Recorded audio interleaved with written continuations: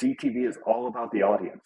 It's totally a reverse of the linear space that we were in, 10, 12 years ago, to where we're audience targeted. So having the right audience targeting on the front end, and that's where our collaboration with Experian to be able to use that really premium data to target those fresh in market auto shoppers, data that's refreshed on a much more frequent basis than some of the third party modeled segments out there, really drives results on that front end to reach the right audience.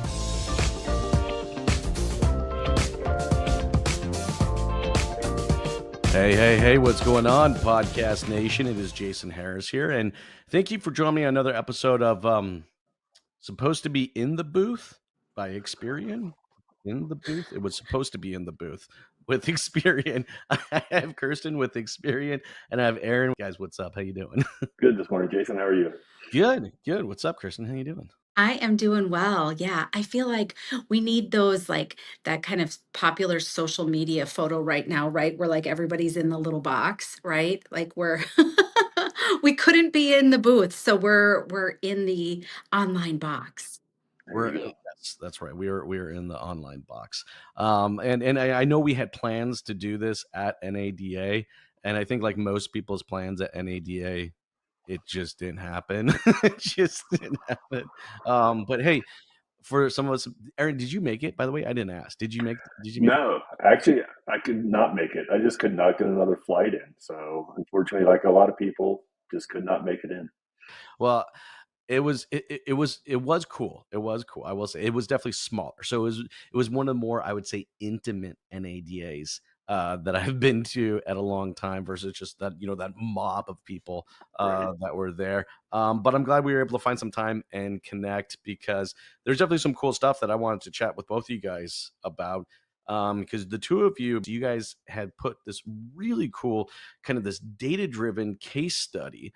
All right. And I think dealers out there really need to be aware of this, because I'm a firm believer, I said this on many podcasts, that, if that CTV, or what's considered new CTV, all right, is the path. The big screen is the path, all right, for future marketing.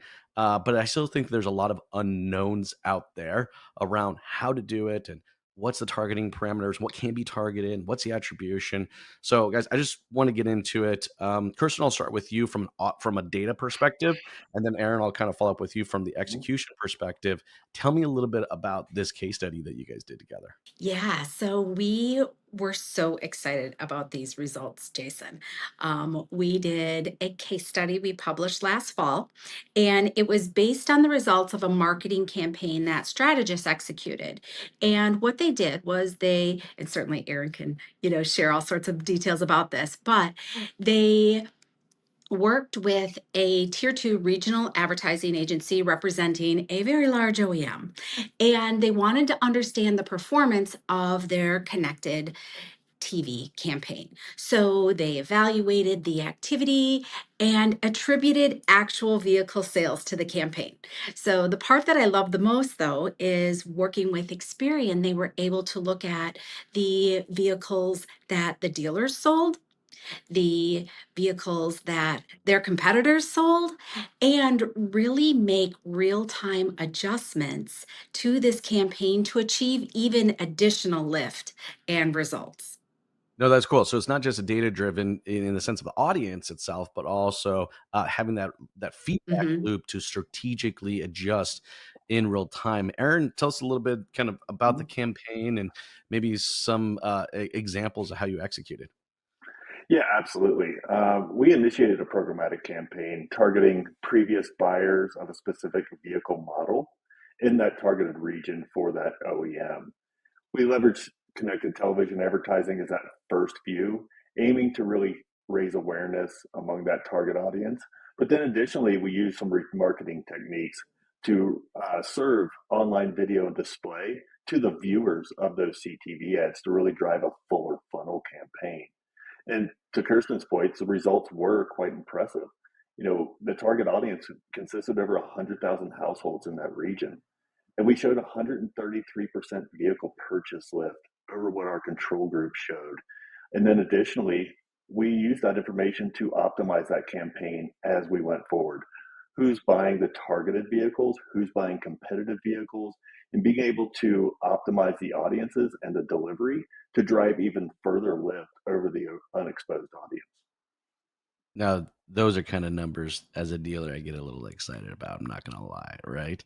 I mean that's a big swing, and that's definitely a home run right there. Especially when we're Yeah. thinking about retention, right? So we're talking about these were existing customers, right? And Yeah. it's look, I all dealers out there, if you're watching and listening right now, I don't think there's a dealer out there that doesn't have a deep desire, right, to really increase, their retention and their loyalty back to them. And Hmm. but sometimes it's tough. It ain't easy. I mean, here's the thing, and here's the reason why no one builds a bad car anymore. It's not like, there's a lot of competition out there, It's like me and my wife right now, we're in that market right now. We're looking at a Hyundai Palisade and a Kia Telluride and this and that and this and this. It's like, and you read the reviews, guess what? They're all good. But it definitely would be a different experience if our original selling dealer was, and finding some way to stay directly connected and stay top of mind. I think top of mind is the biggest thing. And wouldn't you say that? I mean, as far as like some of the objectives that you guys set for this campaign, what were some of those objectives, and how does that kind of play out in dealership language? Yeah, absolutely. Obviously, loyalty was a main driver of this campaign to be able to access those vehicle owners of the brand to promote that loyalty and drive that top of funnel awareness with CTV. But one of the great things that came out of the experience on the impact data was that competitive models that they were purchasing and be able to not only maintain that loyalty focus, but also then optimize the campaign to then go after those competitive shoppers within the market to again take those people who may have been looking at a Hyundai, a Kia, or some other brand or purchasing those brands, optimize our campaign to also target them to move those over into the target brand. Which is awesome, right? I mean, being able to use the living room as kind of the initiation, all right, but to go omni-channel and connect, both these online sources to kind of this offline in living room experience. I mean, isn't that kind of, like, I mean, Kristen, we've talked a lot about this in the past, right? I mean, marketing shouldn't necessarily be an objective. Marketing should be an experience where we want to experience our marketing. And if you're not going omni, then there's really I only get it in one channel versus another channel. But when it's collective, that's got to be a really big deal, right? I mean, Kirsten, wouldn't you say, being able to use your experience data set to omni target, multiple channels is, Mhm. the dealership should be ultimately that's the way to be doing it correctly, right? Yeah, absolutely. I mean, reaching the target audience where they want to be reached, and then having the ability to reach those same audience members on multiple channels and measure it. I mean, because even if you're trying to reach similar audiences, are you really reaching Kirsten on streaming on her phone, on, so on and so forth? Or is it just someone like Kirsten? So having that true omni channel impact is just absolutely so important. And then the measurement. And I get so excited about the measurement piece because it is really the data and what were the results and what happened and how can we improve it. And as Aaron said, how can we not only give a reverse look back of the results and success, but modify in real time to make adjustments to improve the current performance. And, one thing I'm so proud of with this case study. And this is absolutely a little bit of a humble brag for, both Experian and Strategist here. But with this case study specifically, we were announced as a finalist for the Ad Age 2024 Global Marketing Awards in the best use of data category. And we were so proud of the results, but so proud to receive that recognition from the industry and from Ad Age about how this campaign was executed and the results of it. So we were really, really proud of that. That is super cool. And look, and going back to what you were saying about being able to attribute, analyze, and adjust in real time, I think is huge, right? For any dealers out there watching, listening right now. I mean, come on, we build a campaign, we run a campaign for 30 days, we analyze the success of it, we make some adjustments, and then we step back up to the plate and we swing again. All right, I mean, we're talking about adjusting mid swing. All right. What those targeting or even what the messaging was. Aaron, I'm curious for you because I've run campaigns like this before, and I've always kind of found like as I'm going through the process, something pops up. I'm like, huh, I would have never guessed that. Was there anything that you kind of saw as you were going through it, going, wow, okay, that's kind of cool. I wasn't expecting to see blank. Anything like that for yourself? Yeah, I mean, with this campaign, we definitely had some insights with that, the Omni Impact reporting into different audiences that we should go after that we never expected. Some competitive models, even some lifestyle triggers that came back for certain audiences that were really resonating with some of the messages. But to your point, it was also messaging, looking at what creatives were driving what actions on that post view attribution with Omni Impact and some other different attributions models we had, really being able to take all of that information and say, okay, this is the creative that's really driving the best results. It's driving those down funnel results to get people to the website, to get people onto the showroom floors and ultimately purchase a car. And working with our agency partners to craft new messaging going forward was key to increasing the success, but it was all based on the data returns that we were receiving to make those really informed decisions. See, look, as a marketer, that gets me excited. Just the ability to adjust in mid swing. Like I said, I was just historically, this is the way that automotive marketing has always worked. Get up to the plate with the best Mhm. strategy that we think is going to work, right? With the best audience and the best message and the best channels and the best percentage or mix of those channels. And it's like and we swing and we give it 30 days. But to be able to make those type of adjustments on the fly, damn, that's cool. That's just cool, Yeah. right? I mean, Kristen, what did that like? Me and you've talked about marketing so much. I mean, come on, to be Mhm. able to make that type of adjustments in real time like that, but not just over one channel. So guys, if you're out there watching, listening, we're not talking about one channel. We're not talking about just CTV, even though I'm deeply in love with CTV. We're talking about over multiple networks and multiple social platforms and multiple and not even that just ad formats, it's the formats itself. I mean, you guys were trying all these different things simultaneously.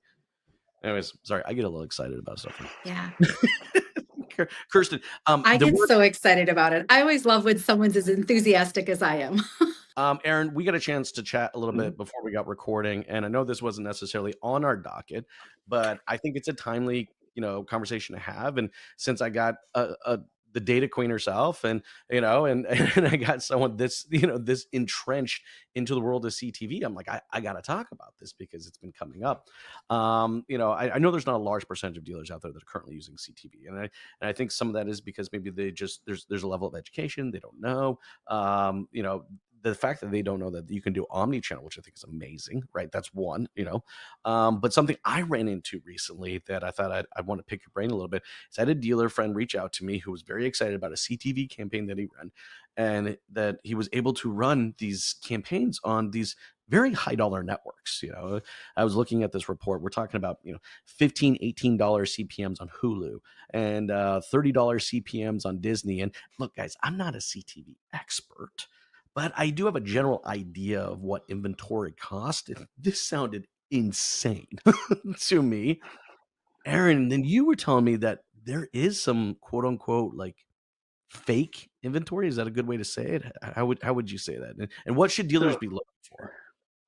yeah, I don't know if I call it fake, but it's definitely there's a lot of different ways to deliver CTV into publishers and a lot of different um, quote unquote deals that can be made. So some things could come back as Disney, but it's not Disney Plus. It could be substations, sub channels of Disney within the Disney network and things of that nature that, quite frankly, aren't that premium channel that you may think you're getting. Um, Same with Hulu, same with a lot of the other ones. Paramount's a big one. It'll return, it'll say Paramount Networks, which could be anywhere from somebody watching MTV via Pluto all the way through a CBS channel on Pluto, but it's not Paramount Plus. So really working with a partner that really gives you that designation of we're putting you here and we have the deal IDs and we're going to report back not only we're going to get you on Hulu, but here's some of the networks within Hulu that you appeared on, which we have in our reporting to really be really transparent with that to make sure that you're getting what you're paying for. To your point, Jason, $8, $18 on these premium networks is a red flag. Um, they're not even, Paramount's not selling ad space for that. Hulu's not selling ad space for that. So to be able to buy it for that on that end is just not going to be something that's a true premium network. So it is a watch out for dealers to become educated, to work with a partner who's very transparent and exactly where your ads are going and exactly where your ads are going across the omni-channel. Are they on CTV? Are they on online display or social or online video? To really know exactly where your ads are going to really judge the effectiveness of that campaign. Well, because I'm with you, right? I mean, it's one thing to have a premium audience data from Kirsten over here in Experian, and then Right. to go use it in a way that may not be for premium spots. And look, hey, dealers out there, y'all know what I'm talking about, okay? Because we've done radio, right? I did it, all right? You know that there is a different cost, okay, running, your radio spot during that AM hour when everybody's going to work, all right, that PM hour when everybody's coming home from work. All right, I think as an industry, we understand that there is expense to a premium slot or a premium space to put Mhm. our marketing in. So it just dealers out there, if anybody's claiming these big things, just be aware of that and make sure you reach out to Aaron and find yourself a good proper partner that's using quality data from the data queen herself. And to your point, Jason, data is king. That CTV is all about the audience. It's totally a reverse of the linear space that we were in, 10, 12 years ago, to where we're audience targeted. So having the right audience targeting on the front end, and that's where our collaboration with Experian to be able to use that really premium data to target those fresh in market auto shoppers, data that's refreshed on a much more frequent basis than some of the third party model segments out there really drives results on that front end to reach the right audience.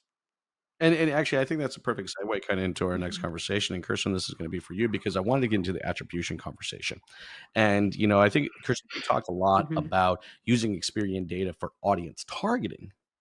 I don't think people realize that you're sitting Mhm. also on attribution data, all right, and how this can all come Yeah. together. And you guys, kind of got together. Tell me a little bit about the data that's currently being provided to provide some of that attribution information. Yeah, absolutely. So, Experian, we have the unique advantage because of our ability to leverage multiple data sources that are in-house, right? So as an original source compiler, we have statistical credit information, we have vehicle history information, we have marketing databases, and all of that together really provides just unparalleled intelligence, allowing us to deliver these insights and then also measure the return on investment of marketing strategies. So, providing that full funnel approach.